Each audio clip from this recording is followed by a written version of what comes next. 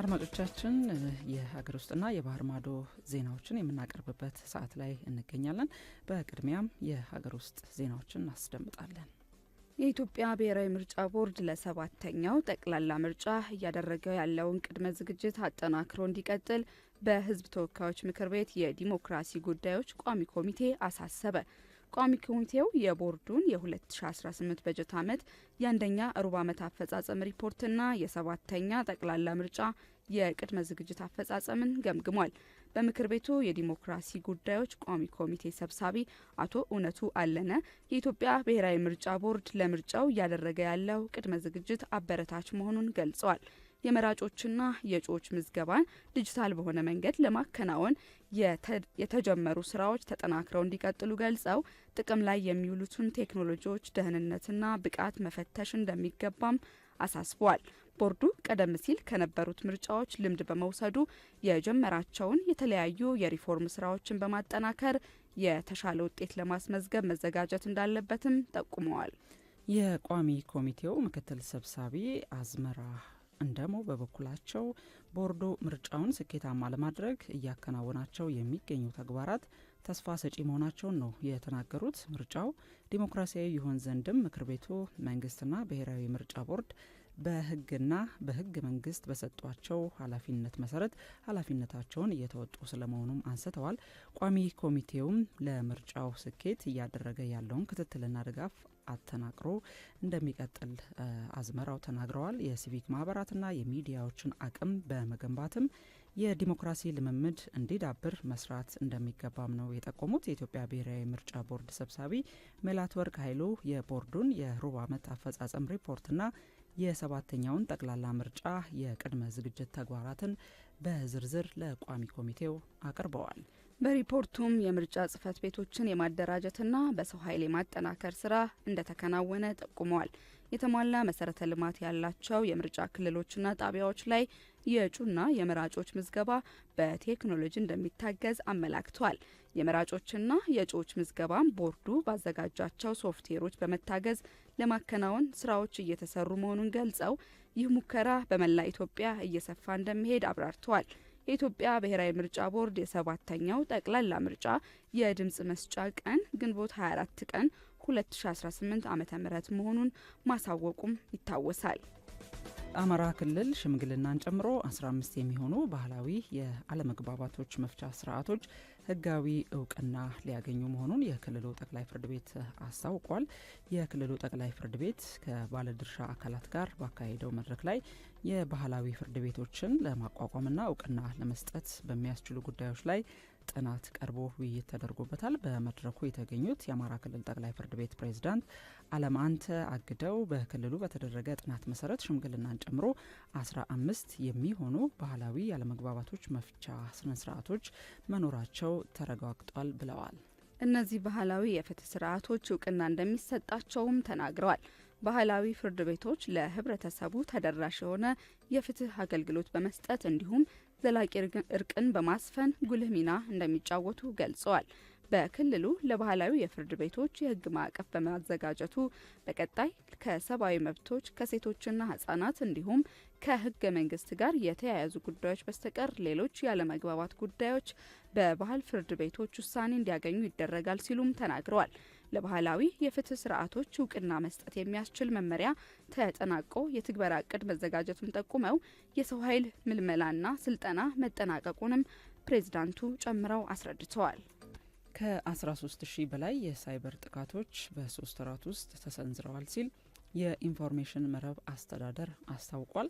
በቁልፍ መሰረተ ልማቶች ላይ የሚቃጡ አይነተ ብዙ የሳይበር ጥቃቶች ሙከራዎችን በማክሸፍ ብሔራዊ ጥቅምን የማስጠበቅ ስራ ተጠናክሮ እየተሰራ መሆኑን ነው የኢንፎርሜሽን መረብ ደህንነት አስተዳደር የገለጸው። በአስተዳደሩ የሳይበር መከላከል ዳይሬክቶሬት ዳይሬክተር መሐመድ ፈረጃ እንዳሉት በያዝነው የበጀት ዓመት የመጀመሪያዎቹ 3 ወራት 13443 ጥቃቶችና የጥቃት ሙከራዎች ተመዝግበዋል። ከሙከራዎቹ መካከልም ከፍተኛውን መጠን የያዘው ሰርጎ ገብ የተሰኘው የሳይበር ጥቃት መሆኑን ገልጸው ይህም በድረገጽ በቁልፍ መሰረተ ልማቶችና በሌሎች ዘርፎች ላይ ኢላማ ያደረጉ እንደነበርም አስረድተዋል። በመሆኑም በኢንፎርሜሽን መረብ ደህንነት አስተዳደርና ቁልፍ መሰረተ ልማቶችን በሚያስተዳድሩ ተቋማቶች ጥረት 97.16 በመቶ ለሚሆኑት የጥቃት ሙከራዎች ምላሽ ተሰጥቷል ብለዋል። በዚህም መሰረት የሳይበር ጥቃቶቹን በመቆጣጠር የጉዳት መጠንን በመቀነስ ድጋሜ ለጥቃት እንዳይጋለጡ ደህንነታቸውን የማጠናከር ስራ መከናወኑንም ገልጿል። የሳይበር ጥቃት ሙከራዎቹ ቢሳኩ እንደ ሀገር ይደርስ የነበረው ጉዳት ከፍተኛ መሆኑንም ነው መሐመድ ፈረጃ የተናገሩት። በኢንፎርሜሽን መረብ ደህንነት አስተዳደርና በቁልፍ መሰረተ ልማቶቹ አስተዳደር ተቋማት የጋራ ጥረት በርካታ ጥቃቶችን መከላከል መቻሉን ጨምረው መግለጻቸውን ኢዜአ ዘግቧል። በቀጣይም በሀገር ላይ የሚቃጡ የሳይበር ጥቃቶችን ለመከላከል ቅንጅታዊ ስራው ተጠናክሮ እንደሚቀጥልም አመላክተዋል።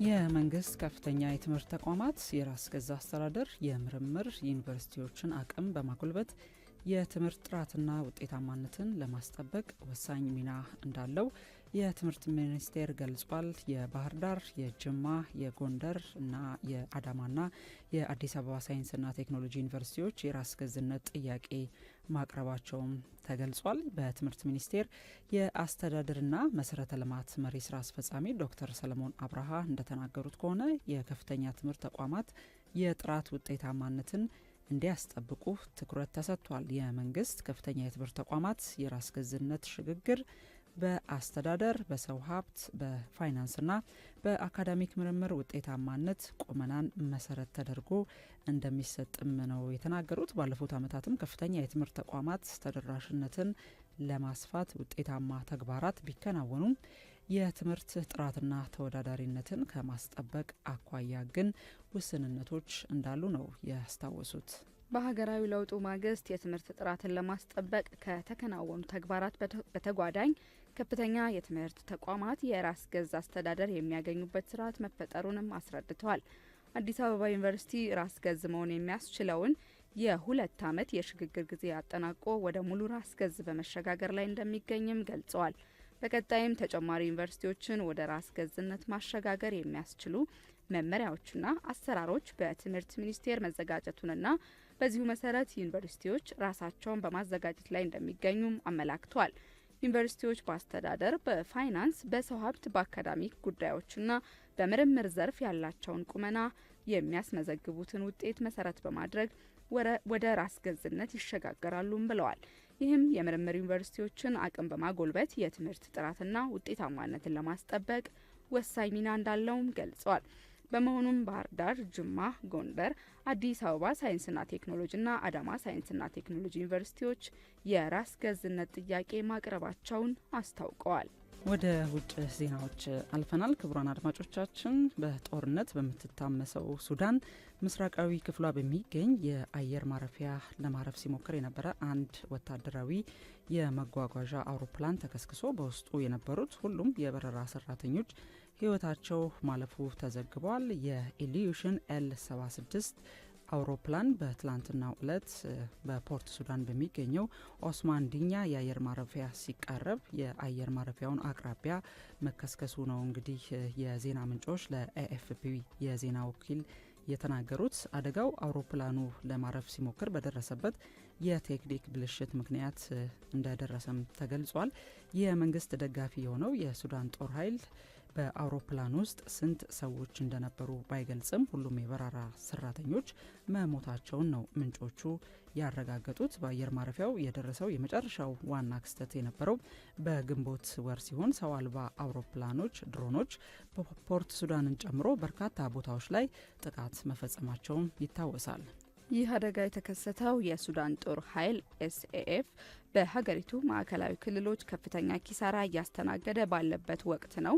ሰኞ ዕለት ፈጣን ድጋፍ ሰራዊት አርኤስኤፍ በምዕራብ ኮርዶፋን ዌስት ኮርዶፋን ግዛት የሚገኘውንና የሱዳን ትልቁ የነዳጅ ማጣሪያ የሆነውን ሄግሊንግ የነዳጅ ቦታን ተቆጣጥሯል። ዘገባው እንደሚያሳየው ከሆነ የሱዳን ጦር ኃይል ቦታውን ትቶ መውጣቱንም ተከትሎ እንደሆነ ተነግሯል።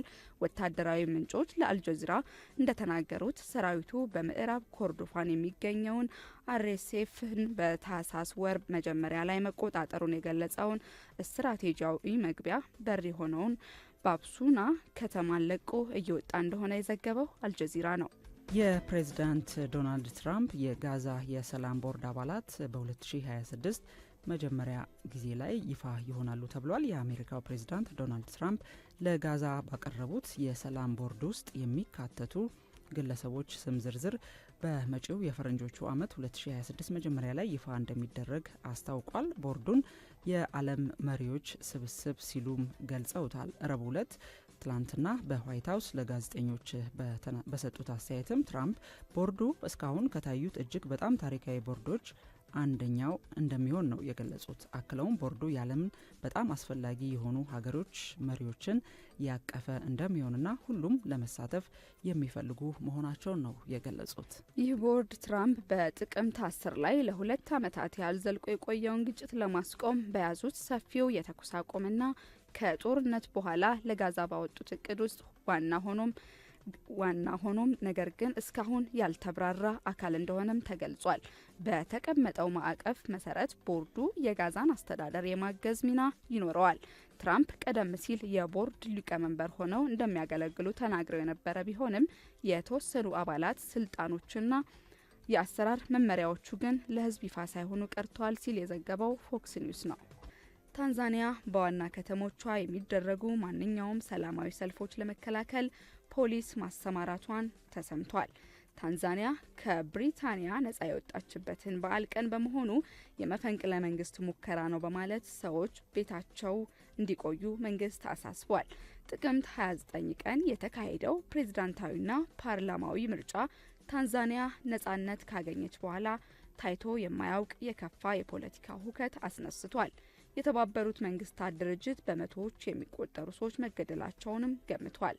ፖሊስና ሰራዊቱ በዳሬ ሰላም ዋና ዋና ጎዳናዎች እየተዘዋወሩ ሲቆጣጠሩና ለመንቀሳቀስ የፈለጉ ሰዎችን ማንነት እየፈተሹ እንደነበር ነዋሪዎች ገልጸዋል ሲል የዘገበውም ሮይተርስ ነው።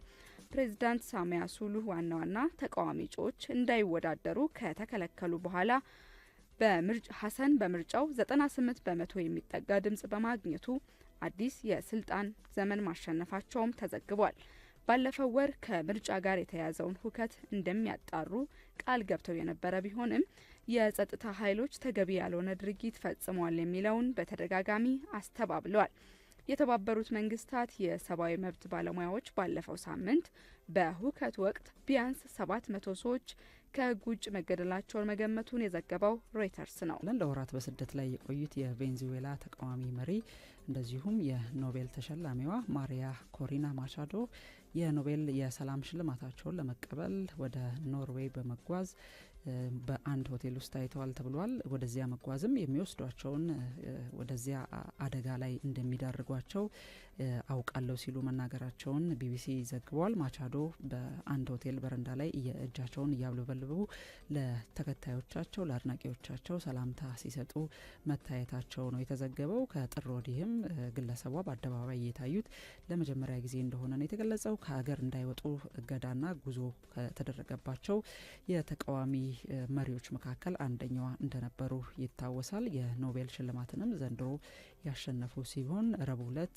ልጃቸው ኮሪና ሶሳ የኖቤል ሽልማቱን በእናቷ ስም መቀበሏን ሮይተርስ ቢቢሲ በዘገባው አስታውሷል። የኖቤል ኢንስቲትዩት ሽልማቱን በዚህ ዓመት ለማቻዶ የተሰጣቸው በቬንዙዌላ ከአምባገነንነት ወደ ዲሞክራሲ ፍትሐዊና ሰላማዊ ሽግግር ለማምጣት ለሚያደርጉት ትግል እንደሆነ ነው የተነገረው። ማቻዶ ከልጆቻቸው ለረጅም ጊዜ ለደህንነታቸው ሲሉ ርቀው መቆየታቸውን ገልጸዋል። ለሁለት ዓመታት ያህልም ከልጆቻቸው ጋራ መገናኘት እንዳልቻሉ ነው የተናገሩት። ከ16 ወሮች በላይ ማንንም ሰው ማግኘትም ሆነ ማቀፍ መንካት አልቻልኩም በማለት በቢቢሲ ቃለ ምልልሳቸው ላይ ተናግረዋል። በድንገት በጥቂት ሰዓታት ውስጥ የምወዳቸውን ሰው ማየት፣ መንካት፣ አብሬያቸው መሆንና መጸለይ ችያለሁ ሲሉ በቃለ ምልልሳቸው ላይ መናገራቸውን ቢቢሲ አስነብቧል። ይህን ሰዓት በክብር አጋር ሆነው ከኛ ጋር እየሰሩ ያሉ ተቋማት አሉ። እናት ባንክ አንደኛው ነው። ሁሉንም አይነት የባንክ አገልግሎቶች በተለያዩ የኢትዮጵያ አካባቢዎች እየሰጠ ይገኛል።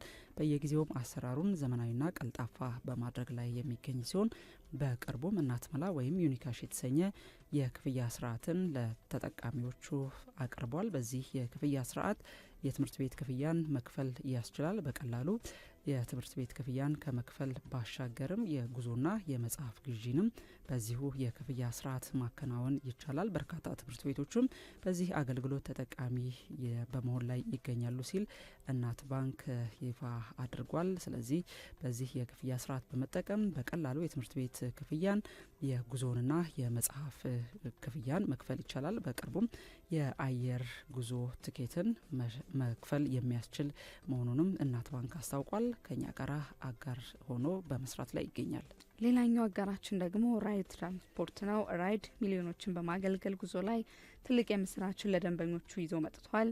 ድንገት ወደ 8294 ደውለው ወይም በራይድ አፕ ተጠቅመው ደህንነቱ ተጠብቆ በምቾት ተንፈላሰው ጉዳዩን በስኬት አጠናቀው አረፍ ሲሉ የቤት፣ የመኪና፣ የዱባይ ደርሶ መልስ ትኬት ከነሙሉ ወጪው ጋር እንዲሁም በርካታ የራይድ ነጻ ጉዞዎችን ጨምሮ የዘመናዊ ስልኮች ባለድል ሆነው ወደ ቤቶ ይገባሉ። ይህ ሁሉ በራይድ ይቻላል የሚለውት ራይድ ትራንስፖርት ነው። በርካቶች በራይድ ተጉዘው ባለድል ሆነዋል። እድሉን አሁኑኑ ይሞክሩ። ለክቡራን ደንበኞቻችን፣ ለመላው የራይድ ቤተሰቦች እንኳን ደስ ያላችሁ የሚላችሁ ራይድ ትራንስፖርት በራይድ መጓዝ በአንድ ድንጋይ ሁለት ወፍ እንደማዳን ነው የሚለውት ራይድ ትራንስፖርት የዚህ ሰዓት አጋራችን ነው።